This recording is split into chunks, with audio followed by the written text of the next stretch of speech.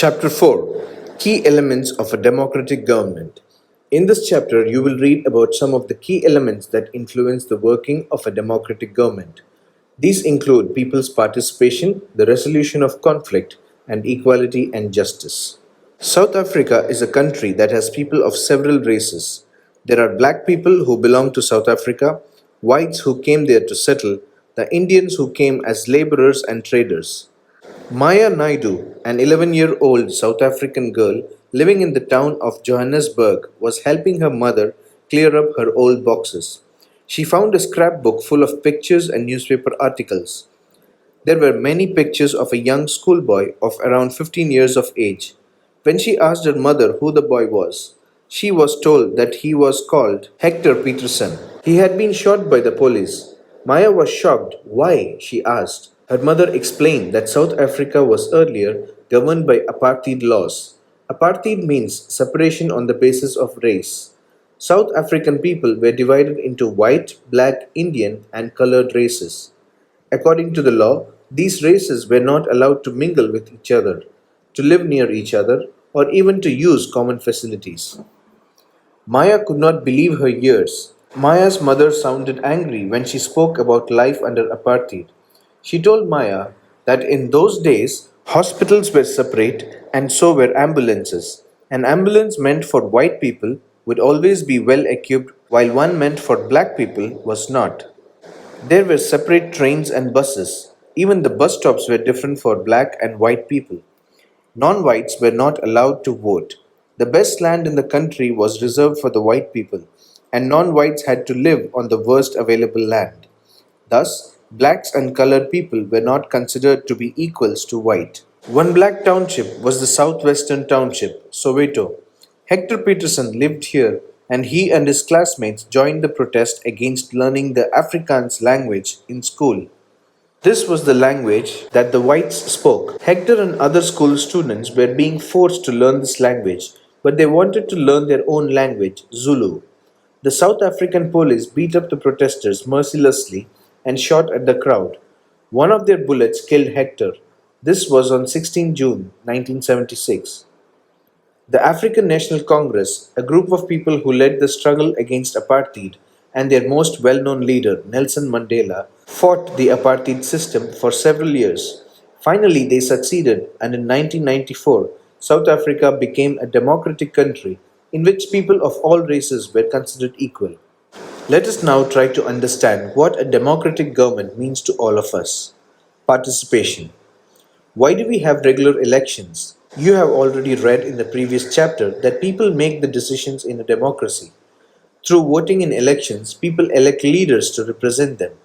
These representatives take decisions on behalf of the people. In doing so, it is assumed that they will keep in mind the voices and interests of the people. All governments are elected for fixed periods. In India, this period is 5 years. Once elected, governments can stay in power only for that period. If they want to continue to be in power, then they have to be re elected by the people. This is a moment when people can sense their power in a democracy. In this way, the power of the government gets limited by regular elections. Other ways of participating. Elections are usually held once in 5 years. Besides voting, there are other ways of participating in the process of government. People participate by taking an interest in the working of the government and by criticizing it when required.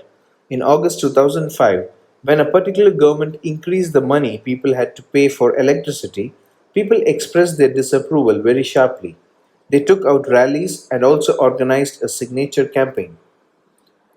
The government tried to explain and defend its decision, but finally listened to the people's opinion and withdrew the increase. The government had to change its decision because it is responsible to the people. There are many ways in which people express their views and make governments understand what actions they should take. These include dharnas, rallies, strikes, signature campaigns, etc. Things that are unfair and unjust are also brought forward. Newspapers, magazines, and TV also play a role in discussing government issues and responsibilities. While it is true that a democracy allows people to participate, it is also true that not all sections of people are actually able to do so.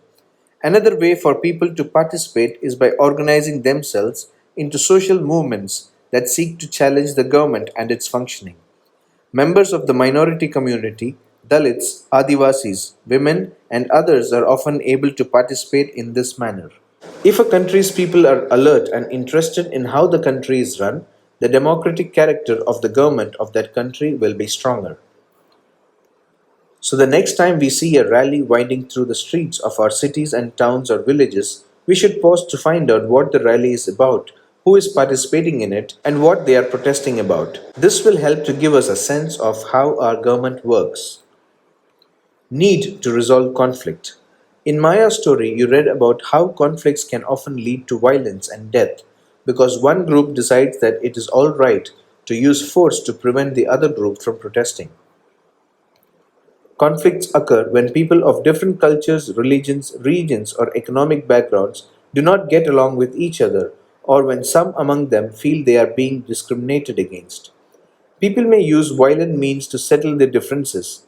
This leads to fear and tension among others living in an area. The government is responsible for helping to resolve conflicts. Let's read about some of the conflicts in our society and the role of the government in resolving them. The Indian Constitution lays down the basic rules or laws that have to be followed by everyone. These laws are for both the government and the people. Conflicts and differences have to be resolved according to these laws. We will read more about this in later classes. Religious processions and celebrations can sometimes lead to conflicts. For example, the route a procession takes may lead to a conflict. The government, particularly the police, play an important role in getting representatives of concerned communities to meet and try and arrive at a solution. At times, there is fear that violence may erupt, with people throwing stones or trying to disrupt the procession. The police is responsible for ensuring that violence does not take place. Rivers too can become a source of conflict between states. A river may begin in one state, flow through another, and end in a third. The sharing of river water between different states that the river goes through is becoming an issue of conflict. For example, you may have heard about the Kaveri water dispute between Karnataka and Tamil Nadu. The water stored in Krishnarajasagar Dam in Karnataka is used for irrigating a number of districts and for meeting the needs of the city of Bengaluru. The water stored in Mettur Dam in Tamil Nadu is used for crops grown in the delta region of that state. A conflict arises because both dams are on the same river. The downstream dam in Tamil Nadu can only be filled up if water is released from the upstream one located in Karnataka. Therefore, both states can't get as much water as they need for people in their states. This leads to conflict. The central government has to step in and see that a fair distribution is worked out for both states. Equality and justice. One of the key ideas of a democratic government is its commitment to equality and justice. Equality and justice are inseparable.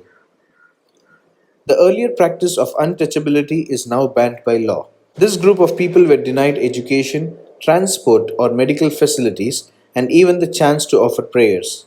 Dr. Ambedkar, whom you have read about earlier in this book, and many others like him, realized that such practices must not continue and that justice can only be achieved when people are treated equally. The government also recognizes this and makes special provisions for groups within society that are unequal. For instance, in our society, there is a general tendency to value and care for the boy child more than the girl child. This means that society does not value the girl and boy child equally, and this is unjust. In this context, the government steps in to promote justice by providing special provisions that can enable girls to overcome the injustice that they are subjected to. Thus, it is possible that fees for girls might be waived or lowered in government schools or colleges.